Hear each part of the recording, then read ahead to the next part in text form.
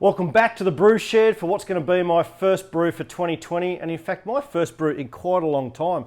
I've been absolutely hanging out to get back into the brew shed, so I sort of put some feelers out this week about what I should maybe make, and we decided upon a hazy beer. I haven't done one before, so this could go anywhere, but I reached out to my mates.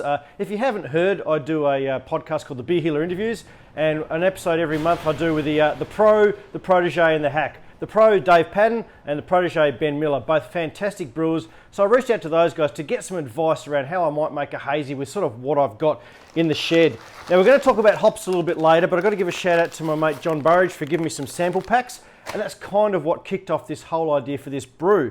Now I spoke to Ben, and he said, I had some Maris cider, 5 kg on hand, so we're going to be using about 4.5 of that, along with some plain old rolled oats and some wheat, to hopefully try and get a haze. Now, I didn't have any great yeast on hand, so what I've gone with is just using my US 05 just for this first trial, and then maybe if this thing goes all right, we might make a few changes down the track. So I'll get into milling these grains, and then we'll go into the hop laboratory, and we'll start to have a bit of a chat about what I'm going to be doing with these hops, because I've learnt a lot this week, so let's get into it.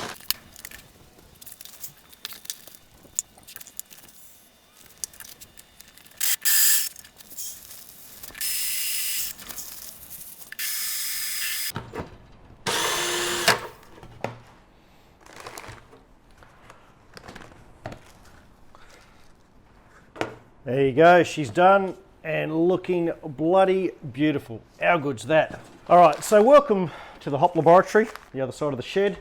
Have a quick chat about the hops that I'm using this week. So, as I said before, my mate Jon Burridge from Yakima Chief Hops gave me some sample packs to try things out, which is what kicked off this whole idea.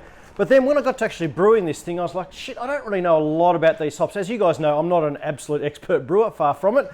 So that's when I relied on my mates to give me a bit of a hand, and also you guys out there who have also commented on the Facebook page. So what we're going to go with is Mosaic. So I'm going to put them in at the whirlpool. I've got a few extras here in these black packets, so we'll put in around about 100 grams to try and get about 30 IBUs in the whirlpool. So no hop additions before that, which is something that's new to me.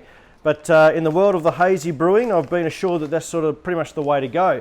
And then it's all about the dry hopping. So we'll be double dry hopping this beer. And initially I was sort of trying to divide up all the hops between the two hop additions, and got some comments back saying, chucking in 10 grams of hops in a dry hop is a waste of time, don't worry, sort of put them all in one chunk. So what I'm going to do is I'm going to be dry hopping with Mosaic as well as Azaka and Idaho 7. So 50 grams each of these guys, and then I'll be bringing up to around about 3.5 grams a litre, so they're about 75 grams of hops in each of the dry hop additions. So that'll mean 50 of Azaka in the first one, and 25 of Mosaic, and then 50 of Idaho, and then 25 Mosaic in the second one. So hopefully that'll be getting me some really nice juicy flavours. But as I said, I'm not an expert on this at all. I'm trying something new here, so if any of you out there have got any thoughts and ideas or tips for me, feel free to let me know what you think, because this is my first ever hazy beer, and look, let's be honest, I'm probably going to get it wrong, but anyway, it'll be fun in trying. So yeah, look forward to hearing your comments. Look at me go with all these different camera angles. Well, the water is up to temp. The alarm's just gone off. So it's time to put in the malt pipe and then get my grains in. Okay, got it. Put the bottom plate in. Now, for those of you who are wondering, why didn't I mill my oats? Well, I guess when you've got rolled oats like that, you know, that process is pretty much already done for you, so no need to muck around with putting those through the mill as well. So we'll just be putting those in a sec. Alrighty, let's get these grains in there.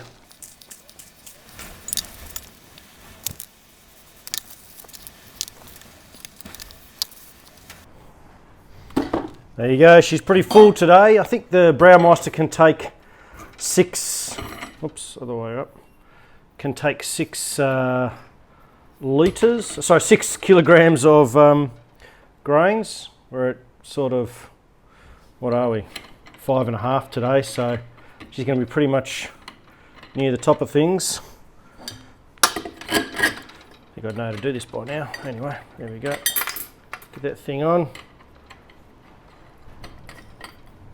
Time to start the brew. It is absolutely bucketing down with rain right now, so I thought I'd have a bit of a chat about my brewing water. See what I did there, eh? Jesus, that's loud. Anyway, brewing water should be around about the 5.5 pH. Mine's at around about 6.8 straight out of the tap, and I did a bit of a check on it, but I don't have any of the calcium sulfate or whatever it is that you've got to put into it to reduce the pH. I have some for the hot tub, but I was a bit afraid to maybe use that because I wasn't sure whether that would maybe poison me.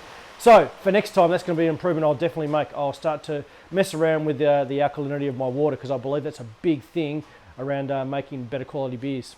So here's something I want to show you really quickly. So with having the oats in the brew, there's some talk of maybe having a stuck sparge and all that sort of thing. I think the Braumeister does that okay because it's a bit different the way it does that thing. But what it does do during the mash, it deactivates its pump that's circulating the wort through the grains and then turns it off for a minute and then brings it back on. And as you can see here, sort of brings the wort back through the pump and then you can see it rising back up over the top to complete the mash process. All right, the mash is done. It's time to raise the malt pipe and tip over the 6.8 litres of sparge water that I've got. And I'll let that all drain through and then it'll be time to boil.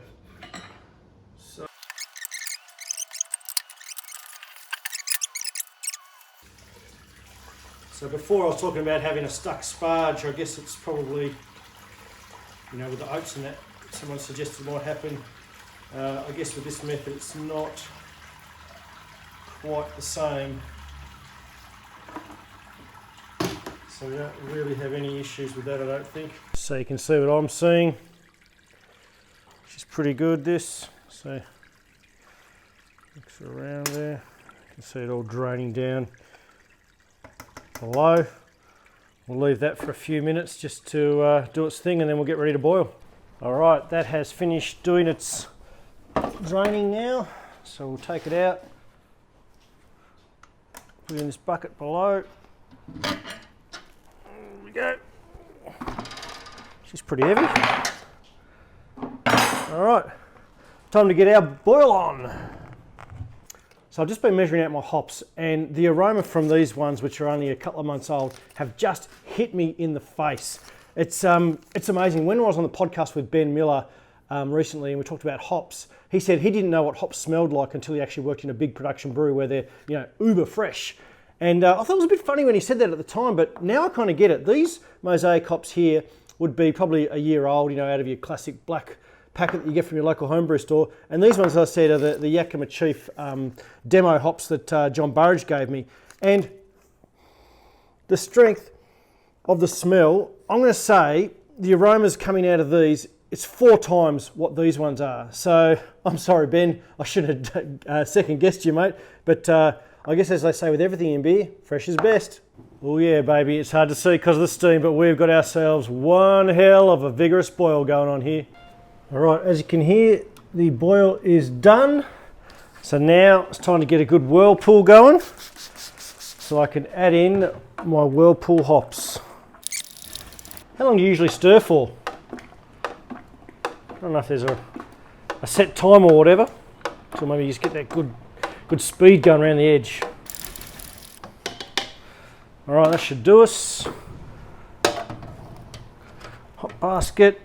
And my 100 grams of Mosaic, in you go. So that's 20 minutes in the whirlpool now, just been sitting there with those hops. So that's hopefully added in around about 30 IBUs to the beer. So time to pull these babies out and then turn on the hose to start chilling.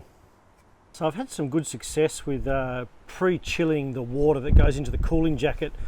And so I've gone next level today. I've got my stainless coil there. The hose will go into here and then pump through, and I've got a whole bunch of ice chilled down with the ice blocks, those plastic ice blocks as well, just to try and get the water down to a really good level before it goes through the cooling jacket, and hopefully makes the process go a little bit quicker. Well, there you go, my first hazy brew day is done. There we go, that's the finished product for now. Got my yeast starter here ready to go in, draining into the bucket, and we'll see how we go. So look, if you like what I'm doing here, please like and subscribe to the videos. And if you're interested in the podcast, Beer Healer interviews available on all good podcast services. So until we talk again in this great big craft beer land of ours, cheers to great beers.